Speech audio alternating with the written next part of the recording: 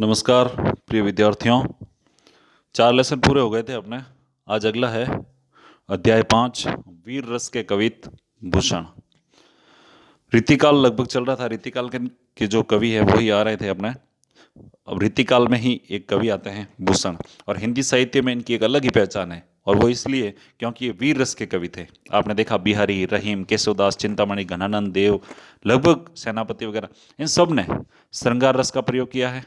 प्रकृति की सुंदरता का वर्णन किया है, नायिका की सुंदरता का वर्णन किया है, कृष्ण राधा की सुंदरता का वर्णन किया है। लेकिन भूषण हिंदी साहित्य में रीतिकालीन वीर रस के एकमात्र कवि हैं, और इन्होंने वीर रस से ओतप्रोत काव्य रचनाएं की हैं।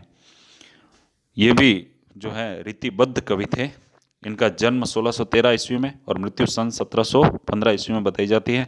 ये चिंतामणि और मतीराम के भाई बताए जाते हैं जो रीतिबद्ध कवि हैं। रीतिकाल के श्रृंगार प्रधान काव्य सरिता में वीर रस की प्रबल धार बहाने वाले कवि भूषण का जन्म उत्तर प्रदेश में कानपुर के तिकवापुर गांव में हुआ था। यूपी में जो गांव है तिकवापुर, कानपुर जिले में, वहाँ इनका जन्म हुआ। इनके पिता रत्नाकर त्रिपाठी थे। इनका मूल नाम घनश्याम था, ये आप याद रखना। भूषण इनकी उपाधि है। ये एक राजा ने इनको भूषण नाम की उपाधि दी थी, बल्कि वास्तविक नाम तो इनका घनश्याम था। इन्हें छत्रपति शिवाजी तथा छत्रसाल महाराज के दरबार में विशेष सम्मान प्राप्त हुआ। तो रीतिकालीन कवि थे तो राजा के आश्रय में तो रहना ही था। ये औरंगजेब के आश्रय में भी गए थे, लेकिन किस प्रकार इन्होंने औरंगजेब को खरी खोटी सुना दी थी उसका भी वर्णन आ जाएगा।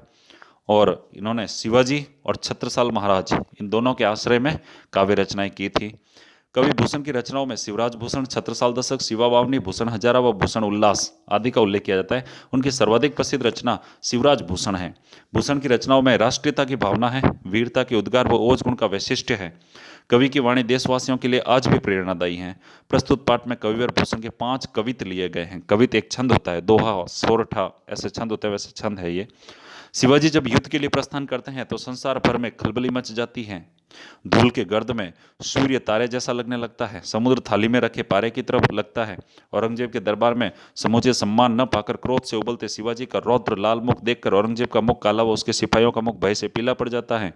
शेषनाग, विधाता व यमराज के दायित्वों को असल में तो शिवाजी ही निभाते हैं। शिवाजी का शत्रुओं पर आधिपत्य ऐसा है जैसे इंद्र का जंबासुर पर, बड़वानल का सागर पर, बड़वानल का अर्थ होता है समुद्र की आग का सागर यानी समुद्र पर, राम का रावण पर, वायु का बादलों पर, शंकर का कामदेव पर, परशुराम का सहस्त्र बाहु पर, दावाग्नि का वृक्षों पर, चित्ते का मृग समूह पर, शेर का हाथियों पर, प्रकाश का अंधकार पर व श्री कृष्ण का कंस पर है। इसी प्रकार कवि शिवाजी की तुलना गरुड़ सिंह, इंद्रबाज एवं सूर्य से करता है। कवि मानता है कि सूर्य के समान नवखंड भूमंडल पर सर्वत्र शिवाजी का वर्चस्व है। ये जो प्रस्तुत पाठ में कविवर भूषण के 5 कविता लिए गए, यहाँ से लगाकर ये जो पूरा है, ये इन 5 कविताओं का सारांश है। इन 5 कविता के अंदर इनकी ही व्याख्या होगी किस प्रकार शिवाजी जब युद्ध के लिए जाते हैं तो कैसी स्थिति बन जाती है, और जब शिवाजी औरंगजेब के दरबार में जाते हैं, जब पुरंदर की टिटिया पुरंदर होती है सब शिवाजी और जय सिंह के बीच, तब 1665 के आसपास लगभग होती है ट्रीटी ऑफ पुरंदर यानी पुरंदर की संधि। तो उसमें ये होता है कि शिवाजी जो है वो औरंगजेब के दरबार में जाते हैं, और वहाँ पर जब उनको उचित मान सम्मान नहीं मिलता तो कैसे गुस्से से उनका मुख देख, क्रोधित रूप देखकर औरंगजेब और उनके सिपाही डरने लग जाते हैं। उन सब का वर्णन है। देखिए, पहला वीर रस के कवित। सज चतुरंग सैन अंग में उमंग धारी सर जा शिवाजी जंग जितन चलत है, भूषण बनत नाद बिहद नगारन के नदी नद मद गैबरन के रलत है, एल फैल खेल फैल खलक में गैल गैल गजन की ठैल फैल सैल उसलत है, तारा सो तरनी धुरी धारा में लगत जिमी थारा पर पारा पारा वारियों हलत है। ये लगभग मुझे कंठस्थ है, याद है पूरा ये मुझे। देखिए साजी, अब इसमें शिवाजी की सेना जब युद्ध करने के लिए जाती है उसका वर्णन है। साजी, साजी यानी सज धज कर। चतुरंग, चतुरंग यानी 4 प्रकार की सेनाएं, हाथी सेना, घुड़सवार, पैदल और रथ, ये 4 सेनाओं के प्रकार हैं। सैन यानी सेना, सजी यानी सजकर, चतुरंग सैन यानी 4 सेनाओं के प्रकार या चतुरंगिणी सेना। अंग में यानी अपने शरीर में, उमंग यानी उत्साह, धारी यानी धारण करके, यानी शिवाजी की जो चतुरंगिणी सेना है वो अपने शरीर में उत्साह धारण करके सरजा शिवाजी, सरजा यानी छत्रपति, शिवाजी यानी शिवाजी, सरजा यानी छत्रपति, छत्रपति शिवाजी जंग, जंग यानी युद्ध, जीतन चलत है यानी युद्ध जीतने के लिए चलती है। कि छत्रपति शिवाजी की जो सेना है, चतुरंगिणी सेना है, वो अपने शरीर में उत्साह धारण करके युद्ध जीतने के लिए चल पड़ती है। भूषण बनत, भूषण यानी कवि भूषण कहते हैं, बनत बनत यानी वर्णन करते हैं कि नाद बिहद नगरन के, नाद यानी आवाज, बिहद यानी बड़ी, नगारन यानी नगाड़ों की। जब सेना युद्ध के लिए प्रस्थान करती है तो बड़े बड़े नगाड़ों की आवाज आती है। और नदी नद मद गैबरन के रलत है, नदी और नद, नद यानी नाले, कि जितने भी संसार में नदी और नाले हैं वो भी क्या है, जब शिवाजी की सेना हाथी घोड़े सब युद्ध के लिए निकलते हैं तो मद, गैबरन, गैबरन का अर्थ होता है हाथी, रलत है यानी मतलब उफान पर आ जाते हैं। ऐसा माना जाता है कि हाथी जो होता है, उस हाथी को चलाने वाला जो होता है महावत, वो क्या करता है कि एक उसके पास एक ऐसा होता है लोहे की छड़ी, जिससे उस हाथी को मारता है, हाथी को नियंत्रित करता है, चलाता है। उस छड़ी को अंकुश कहते हैं। तो उस अंकुश से बार बार वो उस हाथी पर बैठा बैठा उस हाथी के ऐसे कान के पास में उस अंकुश को ऐसे चुभाता है जोर जोर से, जैसे जैसे हाथी तेज भागता है। तो वहाँ चुभा चुभा कर वो क्या करता है कि वहाँ एक ऐसा क्या बोलते हैं उसको, घाव पड़ जाता है। और उस घाव में से एक ऐसा मवाद वो टपकने लग जाता है, उसी को शायद मद कहते हैं। तो इसमें कवि कह रहे हैं कि उन हाथी, जो उन हाथियों के कनपट्टी से, कनपट्टी से जो मवाद टपकता है, मद टपकता है, उस मद के टपकने से इन संसार के जो नदी नाले हैं वो भी उफान पर आ जाते हैं।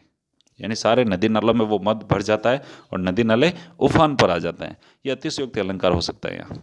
तो एल फैल खेल फैल खलक में गैल खेल, एल फैल यानी चारों दिशाओं में, खेल बैल यानी खलबली, चारों दिशाओं में खलबली, खलक, खलक का अर्थ होता है संसार में, गैल गैल, गैल गैल यानी गली गली में, कि पूरे संसार की गली गली में और चारों दिशाओं में खलबली मच जाती है।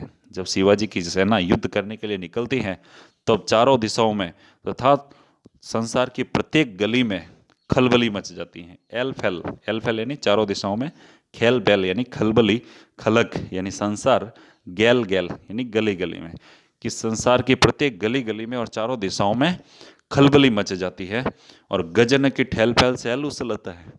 और जब युद्ध के लिए जब सेना जाती है और उसमें जो हाथी जाते हैं, गजन यानी हाथी, कि ठेल पैल यानी हाथियों के इधर उधर चलने से, हाथी जब चलता है कभी इधर लुढ़कता है कभी उधर लटकता है, तो उनके लुढ़कने से, लुढ़क कर चलने से, इधर उधर चलने से सैल यानी पर्वत उछलते हैं यानी उखड़ जाते हैं। कि जैसे हाथी जो है अपने मस्त चाल में चलता है तो उस हाथी जैसे ही किसी पत्थर के या पर्वत के जो है स्पर्श करता है उसका शरीर, तो बड़े बड़े पहाड़ भी उखड़ कर दूर हो जाते हैं। तो गजन की ठेल फैल, कि हाथियों के चलने से सैल उछलते हैं, यानी हाथियों के जो है झुंड के चलने से बड़े बड़े पर्वत भी उखड़ जाते हैं। तारा सो तरनी धुरी धारा में लगत जिमी। अब जब शिवाजी की इस तरह की सेना युद्ध के लिए चलती है, आगे बढ़ती है, तब घोड़े हाथी इनकी पैरों से जो धूल उड़ती है और वो धूल आकाश में इस तरह से छा जाती है कि तारा सो, तारा यानी तारे के समान, तरनी यानी सूर्य, कि जो सूर्य है वो भी उस जो है धूल में एक छोटे तारे के समान दिखाई देता है, चारों ओर अंधेरा छा जाता है, सूर्य भी बड़ा गोला न दिख करके एक छोटा सा तारा की तरह दिखने लग जाता है। कि तारा सो तरनी यानी तारा के समान, तरनी यानी सूर्य दिखता है, धुरी धारा, धुरी धारा यानी धूल में, लगत जिमी कि उस छाई हुई धूल में जो सूर्य है वो भी एक तारे के समान प्रतीत होता है।